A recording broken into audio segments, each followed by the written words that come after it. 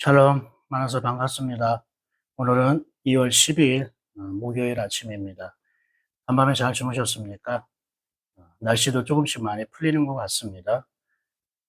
이렇게 날씨가 조금씩 기온이 회복되고 풀릴 때에 우리가 하나님을 향한 마음도 또 다른 사람을 향한 마음도 더 따뜻해지고 마음이 녹아지길 소망합니다. 제가 이렇게 마음이 따뜻해지고 녹아진다라는 표현을 쓴 이유는 오늘 우리가 묵상할 말씀이 이사야 19장 말씀인데요. 19장 말씀 속에 그러한 하나님의 약속이 있기 때문에 제가 한번 그런 말을 한번 사용해 봤습니다. 오늘 우리가 함께 나눌 말씀이 이사야 19장 함께 볼까요? 이사야 19장은 애굽에 대한 경고다라고 되어 있습니다.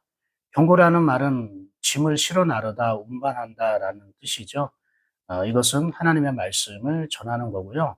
하나님의 마음을 우리에게 전달하는 것과 같습니다. 그러니까 경고다라는 말보다는 하나님의 진심 어린 마음이 우리에게 전달된다. 이렇게 생각했으면 좋겠습니다. 근데 왜 경고라고 번역을 했습니까? 경고라는 뜻이 없는 건 아닙니다. 그런데 이 경고라는 것은요, 하나님의 말씀을 안 들을 때에는 이것이 말씀대로 이루어지는 심판이기 때문입니다. 축구할 때 경고를 하잖아요. 경고 카드가 옐로우 카드입니다. 그런데 이 경고 카드를 받음에도 불구하고 달라지지 않고 고쳐지지 않고 또 그 페널티를 범하면 어떻게 됩니까? 빨간 카드, 레드 카드가 나오잖아요. 그러니까 하나님이 우리에게 주신 말씀은 진심 어린 우리에게 주신 충고이기도 하고 하나님의 본심을 담은 말씀이기도 합니다. 여러분, 하나님의 본심을 어디에서 우리가 알 수 있습니까? 그게 바로 이사야서에 구구절절하게 드러나 있는 것입니다. 자, 애굽에 관한 경고를 한번 볼까요? 보라, 여호와께서 빠른 구름을 타고 애굽에 임하시리니 애굽의 우상들이 그 앞에서 떨겠고 애굽인의 마음이 그 속에서 녹으리로다. 보세요. 마음이 녹는다고 되어 있잖아요. 맞습니다. 하나님은요, 왜 우리에게 고난과 역경을 주시는가? 그것은 우리의 마음을 하나님께서는 부드럽게 하기 위해서입니다. 이것이 여러분, 고난과 시험의 이유 중에 하나라는 걸, 목적 중에 하나라는 걸 꼭 알아야 됩니다. 결코 하나님 고난과 시험을 목적으로 주시지 않습니다. 우리의 마음을 부드럽게 하기 위해서 그럽니다. 내가 고난과 시험을 받을 만한 것은요, 내가 너무나 내 마음이 완고했구나. 하나님 앞에 고집을 부렸구나. 너무 내가 이 세상 살면서 내 뜻을 굽히지 않았구나. 그래서 하나님은 우리에게 고난과 시험을 주시기도 합니다. 우리의 단단하고 우리의 고집과 아집을 부드럽게 만들기 위해서입니다. 그래서 하나님께서 이스라엘 백성이 40년 동안 광야 생활을 했을 때에 이런 말씀하셨습니다. 만나를 주시면서 하나님이 하신 말씀이 하나님이 너를 낮추시고 시험하사 너를 낮추시고 겸손하게 되기를 원하신다고 말씀을 하셨습니다. 그러니까 낮아지는 훈련을 한 거죠. 낮아진다는 게 무엇입니까? 인간적인 어떤 겸손이라던가 이런 것만을 말하지 않습니다. 왜 낮아지냐면 위의 것을 받기 위해서 낮아지는 것입니다. 내가 하나님과 동등한 입장에 있으면은 어떻게 하나님의 것을 내가 받을 수 있겠습니까? 내가 하나님보다 낮아져 있어야 하나님 것이 나한테 임할 수 있습니다. 그래서 광야 생활 40년 동안 하나님께서 만나를 주신 것은 하나님의 말씀을 너가 받아서 먹게 하기 위해서. 그게 겸손입니다. 겸손은요, 하나님의 것을 받아들이는 게 겸손이에요. 나의 생각과 다르더라도 내가 뜻하는 바와 다르더라도 하나님께서 말씀하시고 하나님 거로부터 온 거라면 받아들이는 것이 바로 겸손입니다. 이 애굽인의 마음을 하나님께서는 녹이기를 원하셨던 거예요. 한번 2절 볼까요? 내가 애굽인을 격동하여 애굽인을 치리니 그들이 각기 형제를 치며 각기 이웃을 칠 것이요 성읍이 성읍을 치며 나라가 나라를 칠 것이며. 음. 애굽이 그동안은 뭔가 똘똘 뭉쳐 있어요. 또 자부심이 있었어요. 다른 나라에 비해 우월감이 있었어요. 세계에서 가장 잘 사는 나라였고 가장 힘이 센 나라였어요. 그런데 이제 형제가 형제끼리 대립을 하게 되고 이웃이 이웃과 갈등을 일으키게 되고 나라와 나라가 서로 싸우게 된다는 걸 말하는 거예요. 원치 않는 관계에 어려움이 생긴 거예요. 관계에 이상이 생긴 거예요. 관계에 변화가 생긴 겁니다. 이것이 여러분 하나님의 지금 다루시고 있는 손길이라는 거예요. 여러분도 지금 어떤 사람들과 관계가 틀어지거나 어려움이 있다면 이게 하나님이 나를 좀 다루시고 있구나. 내 마음을 녹이려고 부드럽게 하려고 하는 거구나라고 여러분이 꼭 깨달으시길 바랍니다. 3절 볼까요? 애굽인의 정신이 그 속에서 쇠약할 것이요. 그의 계획을 내가 깨뜨리시니 그들의 우상과 마술사와 신주판 자 요술객에 물으리로다. 이게 그들이 정신적으로 약해진다는 거예요. 염려와 걱정과 두려움에 휩싸이고 불안한 마음을 갖는다는 거예요. 그리고 그들의 계획을 내가 깨트리겠다. 계획대로 되지 않겠다. 예전에는 뭔가 계획대로 잘 되고 내가 생각한 대로 내가 조금 더 힘을 쓰고 노력하고 하면은 다 되었는데 이제는 내가 힘쓰고 애쓰고 노력하고 계획을 세워도 그대로 안 된다는, 그래서 실패를 맛본다는 거예요. 그런데 그럴 때에 너희들은 우상이나 마술사, 신접한 자, 요술객에 물을 것이다 라고 말하는 거예요. 왜냐하면 그들은 바로 그들이 가장 의지하고 기대고 인생의 어려운 문제를 해결하는 방법을 어, 그들 요술사나 마술사, 무당, 점쟁이 이들로부터 힘을 얻었기 때문입니다. 4절 볼까요? 내가 애굽인을 잔인한 주인의 손에 붙이리니 포악한 왕이 그들을 다스리리라. 주 만군의 여호와의 말씀이니라. 애굽 왕이 가장 강하고 힘이 셌는데요. 그보다 더 포악한 왕을 보내겠다는 걸 말합니다. 세상에 영원히 강자가 없다는 것입니다. 내가요, 사람들 앞에 강자로 서 있고, 내가 갑질을 하고, 내가 사람들 앞에 내 자신을요, 자랑거리로 삼잖아요? 그러면은, 나보다 더 강한 것이 나를 다스릴 때가 온다는 것입니다. 그리고 나서 어떻게까지 주님께서는 말씀하시냐? 5절 보세요. 바닷물이 없어지겠고 강이 잦아서 마르겠고 강들에서 낙취가 나겠고 애굽의 강물은 줄어들고 마름으로 갈대와 부들이 시들겠으며 나일 가까운 곳 나일 언덕의 초장과 나일강 가까운 곳이 가까운 곡식 밭이 다 말라서 날려가 없어질 것이며 어부들은 탄식하며 나일강에 낚시를 던지는 자마다 슬퍼하며 물 위에 그물을 치는 자는 피곤할 것입니다. 지금 다 어디에 대한 심판입니다. 나일강이. 나일강은 이집인들의 풍요로운 어떠한 풍요로움을 선물해 주는 그런 젖줄과 같은 겁니다. 문명 발상지의 근원이에요. 이집트의 나일강은요, 세계 손꼽아서 그렇게 비옥하고 풍성한 그러한 땅이 어디에도 찾아볼 수 없습니다. 그런데 그들이 그렇게 풍요로움의 젖줄인 풍성하고 형통한 삶의 근원인 나일강을 하나님은 말라버리게 하겠다는 거예요.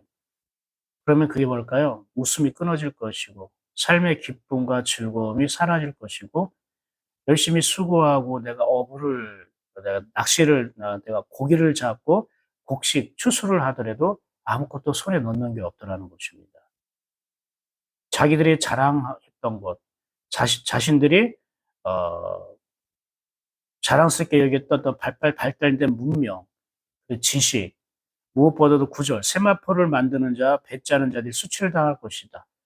이집트에서 또 발달된 문명 하나가 천이에요. 이런 비단, 이런 것들이 굉장히 발달되어 있거든요. 근데 그런 많은 사람이 수치를 당한다는 거는 많은 사람들이 천을 요구하고 카페트를 요구하고 원하는데 그들이 원하는 대로 해주지 못하는 거예요.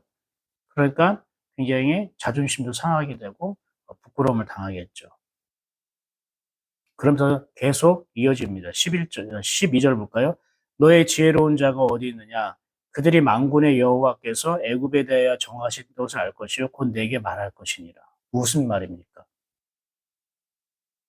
애굽의 지혜로운 자들, 임금뿐만 아니라 아까 말한 요술사, 마술사, 점쟁이 이런 사람들을 지혜롭다고 보는데 이제 그들이 오히려 하나님께 나아가서 물을 거라는 거예요. 하나님께 물을 거라는 거예요.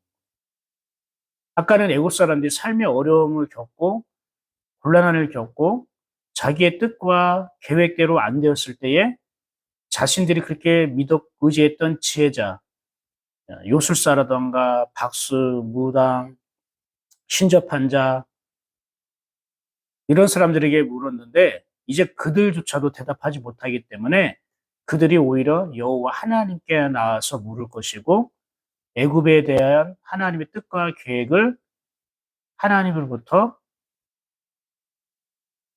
깨달을 것이라는 거예요. 다른 말로 말하면 하나님께 물어보라는 거예요.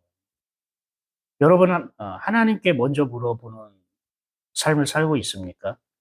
가장 먼저 어떤 일이 일어났을 때 어떤 사람이 생각나거나 어떠한 해결할 방법이 생깁니까? 아니면 하나님이 먼저 떠오릅니까? 하나님께 물어보라는 거예요. 그게 바로 하나님이 고난과 역경을 준 이유 중에 하나예요. 이제 하나님께 물어보라고. 네가 믿고 의지했던 지혜로운 자, 지식 있는 자, 네가 의지하고 신뢰했던 사람들로부터 답을 얻으려고 하지 말고 하나님께 물어보고 하나님이 너를 향해 정하신 뜻과 계획이 무엇인지 하나님께 나와서 물어보라고 말하고 있는 거예요. 14절 볼까요? 여호와께서 그 가운데 어지러운 마음을 섞으셨으므로 그들이 애굽을 매사에 잘못 가게 함이 취한 자가 토하면서 비틀거림 같게 하였으니 취한 자가 토하면서 비틀거림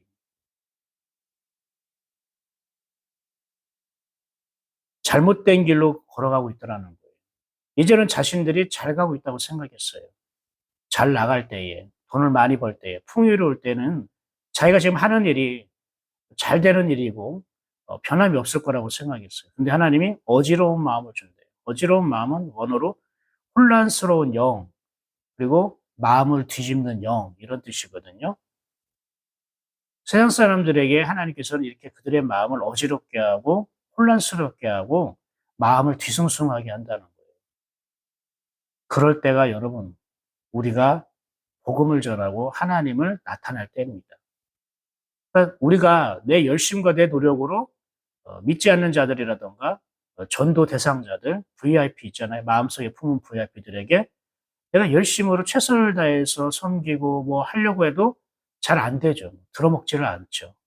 통하지가 않는 거예요. 될 듯 하다가도 안 되는 것이 있단 말이에요. 그러면 그들은 아직까지 의지할 게 있는 거예요.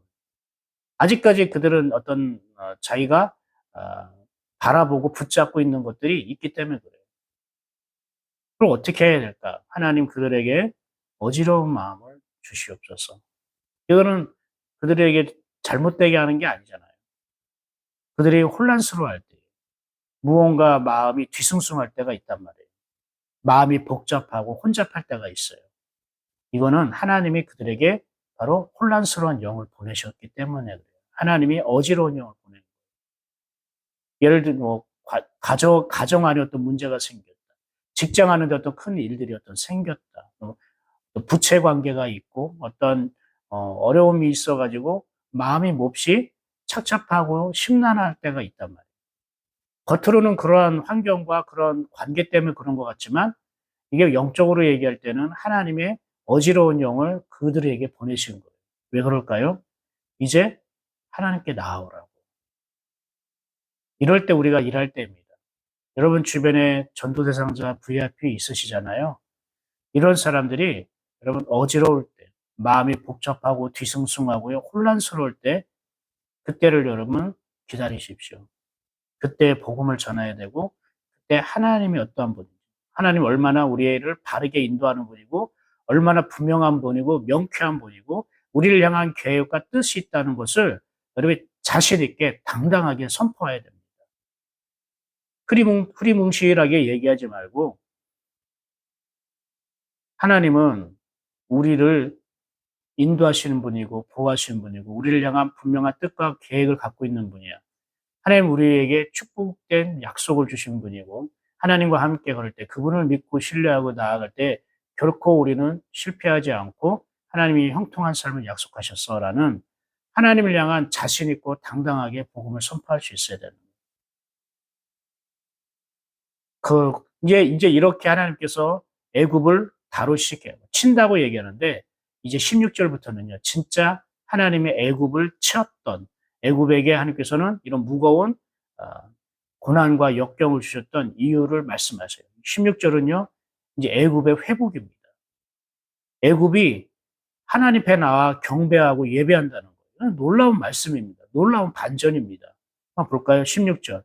그날의 애굽이 부녀와 같을 것이라 그들이 망군의 여호와께서 흔드시는 손이 그들의 흔들림으로 말미암아 떨며 두려워할 것이다.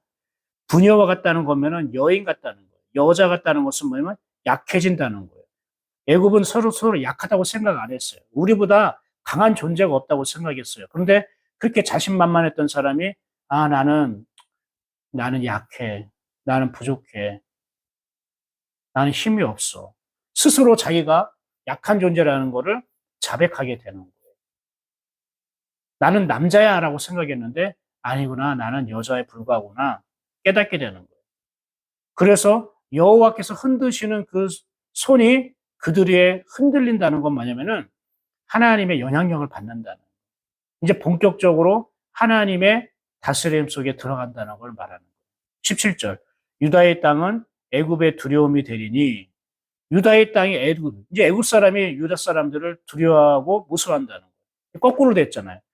예전에 애굽 사람은 뭡니까? 유다 백성들이 노예가 됐잖아요. 400년 동안. 그 이후에서도요. 애굽 이집트는요. 유다 백성들을 어떻게 해서 괴롭히고요. 계속 자기의 속국으로 생각하고요. 그렇게 만만하게 봤단 말입니다. 그런데 이제는 바뀐 거예요. 유다 땅이 애굽의 두려움이 된다는 것은 무엇을 말합니까? 이제 자기가 스스로 강하고 똑똑하고 지혜롭다고 했던 세상 사람들이 유다는 뭐 하나님을 믿는 사람을 상징하는 하나님을 믿는 사람들을 두려워하게 됐다는 건 뭡니까? 경외하게 됐다는 거예요. 다른 눈으로 바라봤다는 거예요. 보이는 시각이 바뀌었다는 거예요. 여러분 주변에 있는 사람들, 하나님을 알지 못하고 믿지 못하는 사람들이 만만하게 볼 수도 있고 하나님에 대해서 좀 얘기를 하려면 듣는 돈 많은 돈 귀찮게 생각할 수도 있고 무시할 수도 있어요. 꼭 세상 사람뿐만 아니라 내 가족도 그럴 수가 있단 말입니다. 하나님에 대해서 뭔가 얘기하면 들은 채 만 채 귀찮다는 듯이 아니면 무시해 버릴 때가 많이 있단 말입니다. 그런데 그들이 이제 나를 바라보는 태도가 바뀐다는 거예요. 왜 그럴까요? 이는 만군의 여호와께서 애굽에 대하여 정하신 계획으로 말미암습니다. 하나님께 정하신 계획이래요. 그러니까 내가 노력해서, 내가 잘해서, 뭐 내 기도의 응답 때문에 그런 것이 아니라 하나님의 정하신 계획이 이제 이루어졌다는 거예요. 여러분 반드시 여러분 주변에 있는 세상 사람들이 여러분을 찾아갈 것입니다. 여러분의 영향을 받을 것입니다. 그건 하나님이 정하신 계획입니다. 애굽이 유다 땅을 두려워하는 것처럼 여러분 주변에 있는 세상 사람들이 강하고 강팍하고 오만하고 잘난 척했던 사람들이 이제 여러분의 말에 귀 기울이게 될 것이고 여러분 한마디 한마디에 영향을 받을 것입니다. 이건 하나님은 이 세상을 둔 하나님의 정하신 계획입니다. 한번 또 볼까요? 19절 볼까요? 그날의 애굽 땅 중앙에는 여호와를 위하여 제단이 있겠고 그 변경에는 여호와를 위하여 기둥이 있을 것이다. 예, 맞습니다. 이게 매우 놀라운 일입니다. 애굽 땅 중앙엔 여호와를 위하여 제단이 있다는 거예요. 그 예배를 드리는 그러한 처소가 생긴다는 거예요. 그럼 애굽 땅 중앙은 뭘까요? 세상 사람들의 마음 속을 말하는 거예요. 세상 사람들이 마음으로 이제 하나님을 예배한다는 거예요. 믿지 않는 자들이 마음이 하나님을 예배하는 마음으로 바뀐다는 거예요. 그리고 그 변경에는 여호와를 위하여 기둥이 있다는 거예요. 여호와를 위한 기둥이 뭡니까? 기둥이라는 건 뭐냐면 경계선을 말하는 거예요. 표지석, 비석과 같은 거예요. 그럼 변경에 기둥이 있다는 거는 뭐냐? 그 변경은 그 사람의 행위와 삶을 말하는 거예요. 믿지 않는 사람들이, 애국과 같이 믿지 않았던 사람들이 자신들의 삶 속에서 하나님을 나타내는 흔적이 있다는 거예요. 하나님의 마음을 벗어나지 않겠다는 거예요. 어떻게 이런 일이 벌어집니까? 하나님의 정하신 계획과 뜻이 있다는 거예요. 그러니 여러분, 내 계획, 내 뜻이 아니라 하나님이 정하신 계획과 뜻을 여러분 신뢰하시고 기다리시길 바랍니다. 한번 볼까요? 20절입니다. 이것이 애굽 땅에서 만군의 여호와를 위하여 징조와 증거가 되리니 이는 그들이 그 압박하는 자들로 말미암아 여호와께 부르짖겠고 여호와께서는 그들에게 한 구원자이자 보호자를 보내사 그들을 건지실 것입니다. 구원자와 보호자를 보낸다는 예수 그리스도를 말하는 것이고 우리 안에 계신 예수 그리스도가 세상의 애국과 같은 사람들에게 우리를 통하여 흘러간다는 걸 말하는 것입니다. 근데 여기 보세요. 부르짖겠고 애굽 땅에 여호와께 부르짖는데요. 애굽 사람들이 여호와 하나님을 향하여 부르짖는데요. 여러분 이전까지 애굽 사람들은 누구에게 부르짖어 본 적이 없어요. 왜냐하면 아실 것이 없었고 그들의 삶과 그들의 환경이 굉장히 풍성했고요. 굉장히 우월감이 있었고 그들은 자존심이 있었어요. 여호와께 부르짖는다는 건 무엇입니까? 그들의 교만한 마음이 꺾였다는 걸 말합니다. 높아진 마음이 낮아졌다는 걸 말합니다. 여호와께 부르짖을 거예요. 여러분 주변에 있는 세상 사람들이 하나님께 부르짖을 때가 있더라는 거예요. 그리고 재물과 예물을 그에게 드린다는 건 뭐예요? 이제 헌신하고 섬기는 삶으로 변화된다는 걸 말하는 거예요. 그걸 여러분 꼭 알아두시길 바랍니다. 22절 볼까요?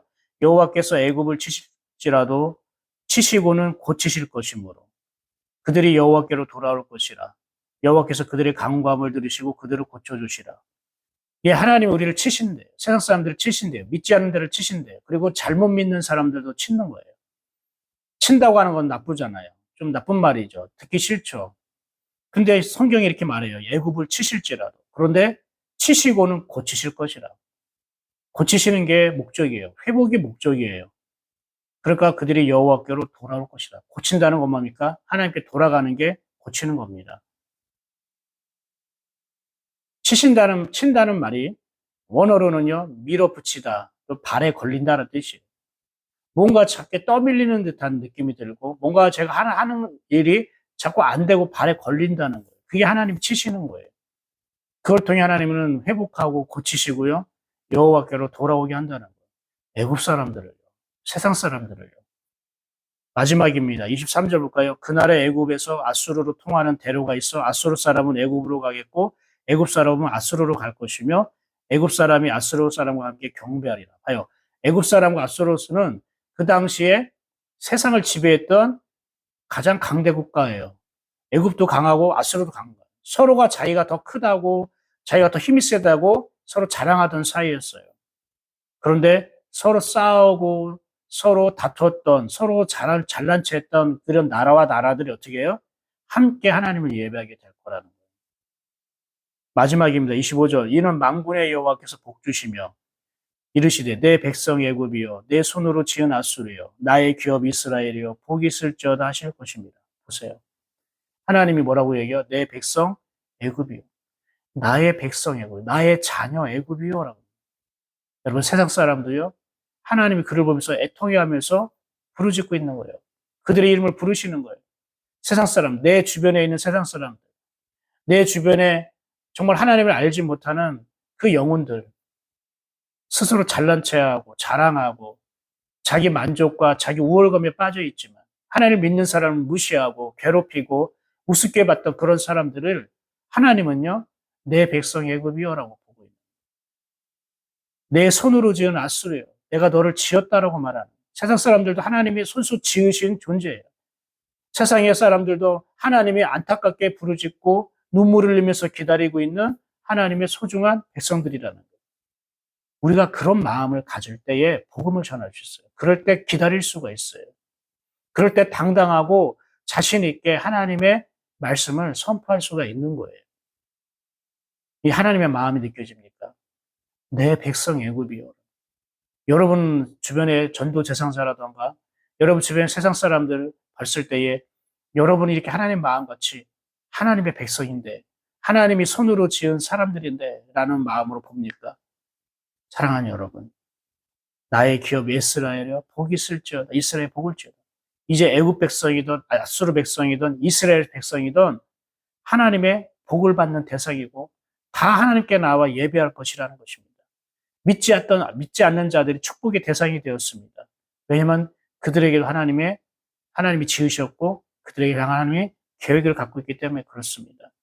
믿지 않는 자와 믿는 자가 이제 함께 모여서 예배할 때가 온다는 것입니다. 하나님의 축복의 말씀입니다. 사랑하는 여러분, 우리가 교회를 떠나서는 교회 밖에서는 대부분 세상 사람들, 믿지 않는 사람들을 많이 마주할 것입니다. 저는 대부분 믿는 사람들을 많이 만나겠지만 근데 여러분은 믿지 않는 사람들을 많이 만나게 될 것입니다. 세상 사람들, 애국과 같은 사람들, 아수라 같은 사람들을 만나게 될 것입니다. 여러분 그들에 대한 소망을 하나님이 갖고 있습니다. 내가 그들을 향한 소망과 계획을 갖기 전에 이미 하나님은 그들을 향한 계획과 정하신 뜻이 있고 소망이 있고 축복이 기다리고 있습니다. 여러분 이 사실을 분명히 그들에게 알려주십시오. 전하게 해주십시오. 그리고 포기하지 마십시오. 하나님께서는 반드시 내 주변의 애국과 아수르 같은 내가 마음으로 정한 VIP 전도 대상자들이 분명히 나와 함께 예배할 것이라는 이 약속을 하나님께서 이루실 것이라. 여러분 환경을 가지고 여러분 기도하지 마십시오. 여러분 열정과 뜨거움을 가지고 기도하지 마십시오. 여러분 사람을 가지고 기도하지 마십시오. 이렇게 하나님의 말씀을 가지고 기도하십시오. 이사야 19장 이 말씀을 그대로 하나님께 다시 올려드리고 고백하면서 주님 이렇게 말씀하지 않았습니까? 애굽이 아수르가 이스라엘과 함께 복을 받고 함께 예배를 드릴 거라고 이렇게 말씀하지 않았습니까? 내 주변에 애굽과 아수르와 같은 저 전도 대상자들이 이 말씀대로 이루어지길 원합니다. 그렇게 될 줄 믿습니다. 하나님 말씀하신 것을 이루어 주시옵소서. 당당하게 하나님께 요구하십시오. 당당하게 하나님께 부탁하십시오. 당당하게 하나님을 향해서 고백하십시오. 저는 제 노력이나 제 뜻이 아니라 저 사람의 어떤 환경이나 조건이 아니라 이 말씀을 가지고 기도합니다. 이 말씀을 통해서 저의 전도 대상자가 저와 함께 예배할 것입니다. 그들의 마음에 하나님이 예배하는 마음을 심어줄 것입니다. 하나님이 그렇게 하시겠다고 약속하지 않은 것입니까? 하나님이 약속했으니까 하나님께서 이루어 주십시오. 라고 하나님께 당당하게 요구하십시오. 이게 자녀된 권세입니다. 그러니 여러분이 만약에 전도 대상자라든가 세상 사람들을 만나고 대화할 때가 있다면요. 이 말씀을 마음에 품고 자기 영혼에게 스스로 선포하십시오. 하나님의 자녀에게는 선포의 권세를 주셨습니다. 꼭 믿으십시오. 선포의 권세를 주셨습니다. 내 백성 애굽이여 내 손으로 지은 아수르여 나의 기업 이스라엘이여 복이 있을지어다. 이렇게 내 영혼에게 얘기하십시오. 애굽 사람이 아수르 사람과 함께 경배하리라. 이렇게 여러분 선포하십시오. 여호와께서 애굽을 치실지라도 치시고는 고치실 것이다. 여호와께로 돌아올 것이다. 하나님의 말씀으로 선포하십시오. 그럼 그 선포한 것이 하나님에게는 기쁨이 되는 겁니다. 믿음으로 선포하십시오. 하나님 여러분, 오늘 이사야 19장 말씀을 통해 비록 하나님은 이 세상 모든 사람들을 다스리고 통치하시지만 그리고 하나님 그들을 치시고 고치시지만 결국은 하나님은 그들을 다시 만나기를 원하고 그들이 하나님께로 돌아오기를 원하는 거예요. 그 통로가 바로 우리 먼저 믿은 그리스도인입니다. 저와 여러분이 애국과 아수르를 여호와께로 돌아오게 하는 통로가 되고 하나님의 소리통이 되는 것입니다. 우리는 이 거룩한 사명이 있습니다. 그래서 이 거룩한 사명, 하나님의 마음을 가지고 세상 사람들에게 복음을 전할 때에 하나님은 더 큰 것들을 우리에게 채우시고 맡기시게 됩니다. 그게 우리의 믿음이 되는 것이고 그게 우리가 이 세상에서 형통하게 누리는 삶이 되는 것입니다. 오늘 말씀은 여기까지입니다. 기도하겠습니다. 감사합니다, 하나님. 하나님의 손을 들어서 세상에 자만하고 오만하고 힘이 세고 잘난 체하고 그리스도를 믿는 사람들을 무시했던 자들을 다스리는 것을 보게 됩니다. 그러나 그들은 하나님의 백성이었고 하나님의 손으로 지으신 존재들이었다는 것을 우리가 깨닫습니다. 하나님, 내가 성급한 마음으로 다가가지 않게 하시고 하나님의 분명한 말씀을 바탕으로 말씀을 내 영혼에 선포해 가면서 말씀을 의지하여 우리가 전도 대상자들에게 주님의 복음과 사랑을 전할 수 있게 은혜를 더하여 주옵소서. 믿음으로 반응하게 하여 주시옵소서. 하나님 또한 이 애굽 사람과 아수르 사람이 어쩌면 나의 모습일 수 있습니다. 하나님이 나의 교만함과 자만하고 고집센 마음을 부드럽게 하시고 낮추시기 위해서 우리를 치실 수 있다는 것을 우리가 또한 깨닫게 됩니다. 그럴 때에 내 삶이 흔들릴 때에 내 마음이 혼란스러울 때에 내가 어디로 갈지 모르고 방황하고 술 취한 듯 비틀어지는 삶을 살 때에 주님, 그때 올바로 주님의 말씀을 찾게 하시고 주님께 부르짖게 하시고 주님께 돌아올 수 있게 도와주시옵소서. 예수님의 이름으로 기도드립니다. 아멘. 오늘도 주님과 동행하는 복된 하루 되십시오. 복회로 토부 샬롬입니다. 힘내십시오. 파이팅 하십시오. 저는 내일 아침에 다시 만나도록 하겠습니다. 샬롬.